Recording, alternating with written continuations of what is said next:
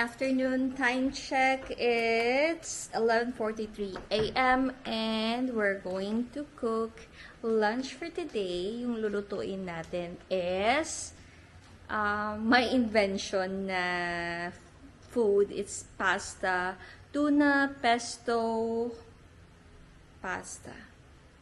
So we're gonna go out. Mag-harvest tayo ng mga basil na tinanim natin. So we have here yung lalagyan natin and my Caesar. Welcome to Koreana's Garden. So the main ingredient of our pasta is of course the basil.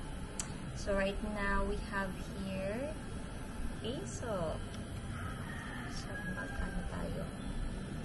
Kasi ito nag-grow na siya also.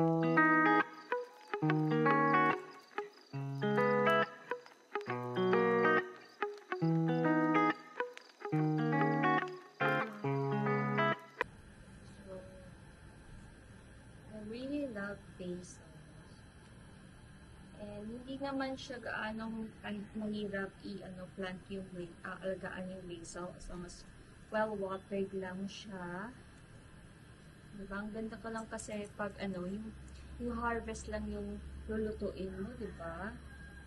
I've always dreamed to have my own farm. Kasi nakaka-relax siya. When you trim nga pala a basil, make sure na may tumutubo na siyang leaves na maliliit. In between stems? Yeah, in between stems pa. Anyway. I also have tomatoes, pero hindi pa kasi siya malaki. So, bumili lang tayo sa grocery. But the basil, marami na tayo maka-harvest nito.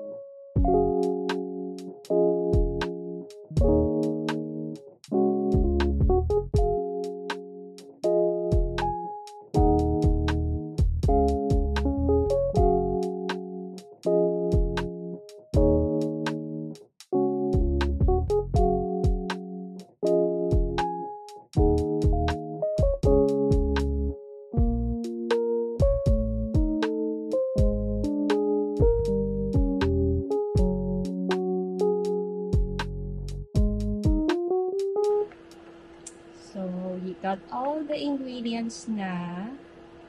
Now, time to taste. I'll show you how. That's how it looks like right now. And we're going to taste it. Let's see kung masarap ba siya.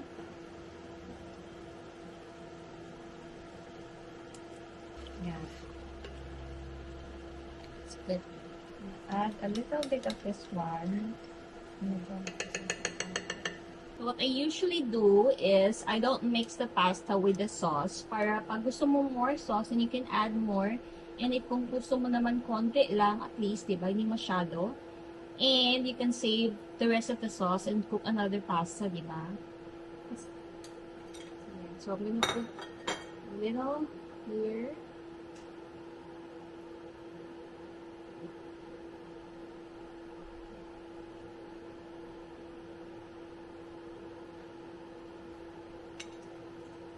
Then, some sauce.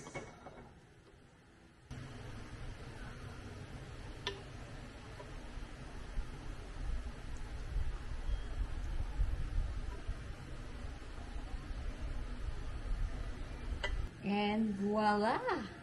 Luto na ang ating tuna pesto pasta. Let's eat!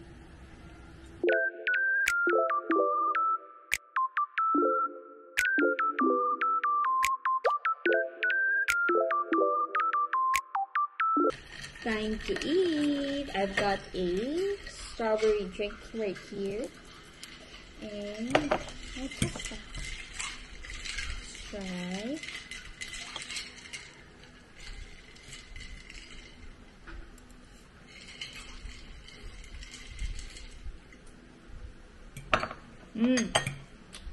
Good. Sarap. Honey? Good?